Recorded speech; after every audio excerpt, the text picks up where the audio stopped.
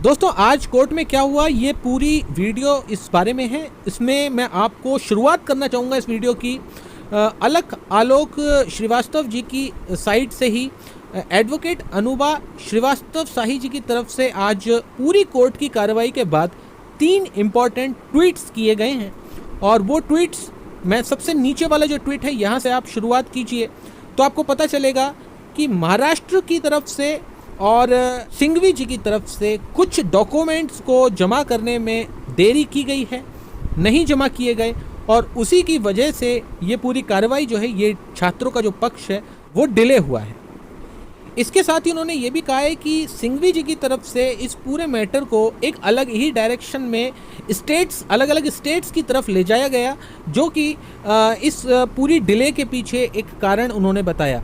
जो second tweet है वो सिर्फ और सिर्फ महाराष्ट्र गवर्नमेंट के लिए, जिन्होंने अपना पक्ष के लिए जो सपोर्टिंग डॉक्यूमेंट्स थे वो कोर्ट में सही वक्त पर नहीं लगाए, जिस वजह से ये मैटर थोड़ा सा और लंबा खिंच गया है।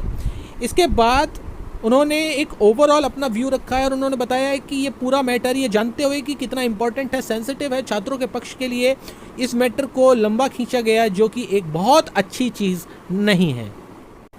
दोस्तों जैसा कि समय बताया गया था 11:45 पर कोर्ट की शुरुआत होती है इस केस पर और सीनियर एडवोकेट अभिषेक मनु सिंघवी जी द्वारा इस पूरी कोर्ट कार्रवाई की शुरुआत में सबसे पहली जो कमेंट आती है वो उन्हीं की तरफ से आती है और उनके द्वारा कहा जाता है कि इस वक्त 16 लाख केसेस आ चुके हैं इंडिया में और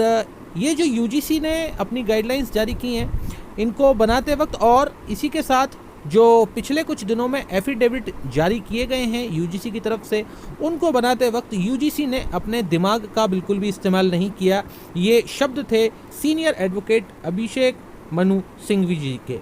जिसके जवाब में तुषार मेहता जी की तरफ से सिर्फ इतना कहा जाता है कि ये सभी मैटर्स काफ़ी ध्यान से तैयार किए गए हैं और परीक्षाएं छात्रों के पक्ष में होंगी और इसमें छात्रों के हित का पूरा ध्यान रखा गया है।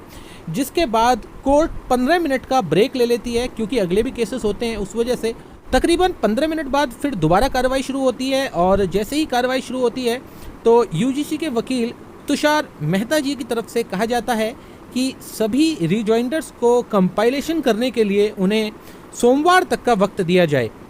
जिसके जवाब में सुप्रीम कोर्ट के जज भूषण जी ये कहते हैं कि आपको और आगे समय नहीं दिया जा सकता। तो यही वजह थी कि हमने एक बीच में अपडेट डाली थी जिसमें हमने कहा था कि सुप्रीम कोर्ट ने यूजीसी को और समय देने से इनकार कर दिया है, यही कारण था। इसके बाद जज साहब सिंघवी जी से कहते हैं कि आप आर्ग्यूमेंट अपना दें और जैसे ही आर्ग्यूमेंट सिंघवी जी की तरफ से आना शुरू होता है सिंघवी जी ने कहा कि 22 अप्रैल को यानी कि आज से 3 महीने पहले जो यूजीसी ने गाइडलाइंस जारी की थी वो काफ़ी पुरानी थी और उनमें कई सारी अपडेटेड इन्फॉर्मेशंस नहीं थी, सिचुएशन को कंसीडर नहीं किया गया था और इतना ही कह पाए थे कि तभी कोर्ट की तरफ से उनकी बात को बीच में रोकना पड़ा। कोर्ट ने उनको कहा कि अभी इस कार्रवाई को और आगे नहीं बढ़ाया जा सकता है, फिर से कुछ देर के लिए कार्रवाई रुक जाती है। इसके बाद दोबारा कार्रवाई शुरू होती है और उसमें अलख आलोक जी की तरफ से कुछ फैक्ट्स रखे जाते हैं और उसमें बताया जाता है कि इस वक्त जो कोविड-19 के संक्रमण के केसेस हैं वो पिछले 24 घंटे की बात की जाए तो काफ़ी ज़्यादा आ रहे हैं।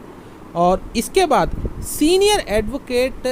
डॉक्टर AM सिंघवी जी दोबारा से इस पूरी बहस के अंदर आ जाते हैं और उनकी तरफ से कहा जाता है कि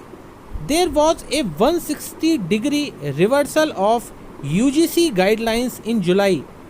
उन्होंने यही कंपैरिजन किया कि जो पुरानी गाइडलाइंस थी यूजीसी की और जो नई गाइडलाइंस थी उनमें 180 डिग्री का अंतर था, यानी कि बिल्कुल अपोजिट थी। तो इसके जवाब में जज साहब की तरफ से कहा जाता है कि हम देख सकते हैं कि गाइडलाइंस जो पहले जारी की गई थी वो आज की गाइडलाइंस से काफ़ी अलग थी, लेकिन ये यूजीसी को अधिकार है कि वो गाइडलाइंस को बदल सकता है। जज साहब की इस बात पर सिंघवी जी की तरफ से रिप्लाई आता है कि ये जो यूजीसी गाइडलाइंस को बदल रही है ये बहुत सारे फैक्टर्स को इग्नोर किया जा रहा है और इसमें एक पॉइंट ये भी है कि काफ़ी सारी यूनिवर्सिटीज़ के पास बेसिक इंफ्रास्ट्रक्चर नहीं है ऑनलाइन परीक्षाएं कराने के लिए और इसी वजह से ऑनलाइन परीक्षाएं एक सही माध्यम नहीं है परीक्षाओं का, ये सिंघवी जी की तरफ से कहा गया। जिसके जवाब में जज साहब भूषण जी की तरफ से कहा जाता है कि इसके लिए ऑफलाइन एग्ज़ाम्स का भी ऑप्शन है, जिसके जवाब में सिंघवी जी की तरफ से कहा जाता है कि ये न्यू गाइडलाइंस जो जारी की गई हैं ये पुरानी गाइडलाइंस के कंपैरिजन में ज़्यादा टाइट हैं और एग्ज़ाम्स इस वक्त ऑफलाइन माध्यम से कराना खतरे से खाली नहीं है।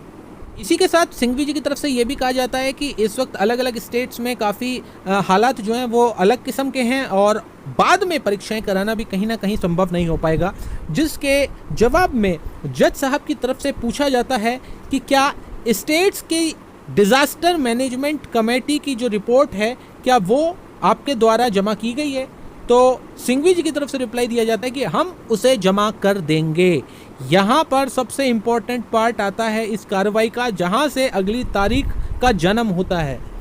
अब आप समझिए दोस्तों कि अगली तारीख क्यों दी गई है। वो इस वजह से दी गई है क्योंकि डिज़ास्टर मैनेजमेंट कमेटी की जो रिपोर्ट है